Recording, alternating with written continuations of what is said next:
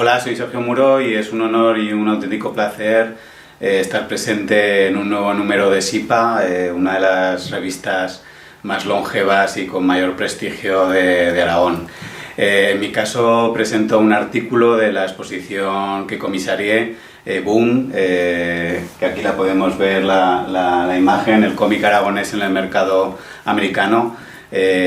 con unos artistas muy talentosos: Fernando Blanco, David Daza, David López, Marta Martínez, Javier Pina, Jesús Saiz y Sara Soler.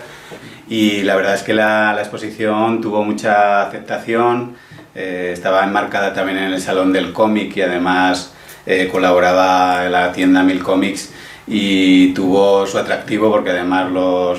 los artistas estuvieron presentes en la inauguración, nos explicaron su proceder y era, además de muy vistosa, pues era muy didáctica, porque se podía percibir todo el proceso creativo de los artistas. Y en el artículo, pues bueno, detallo pues más matices, ¿no?, sobre cada uno de los artistas y de la importancia que tiene el cómic en la actualidad, y sobre todo el gran talento que tenemos en nuestras tierras, en Aragón, que se está pues expandiendo por todo el mundo, ¿no? Estos mismos artistas están trabajando para las grandes editoriales del mundo, que son las americanas, principalmente DC y Marvel, pero hay muchísimos otros artistas que, además de sacar sus propios proyectos personales, también trabajan en otras que no mencionamos y que son igual de relevantes. Espero que disfrutéis este número, este artículo,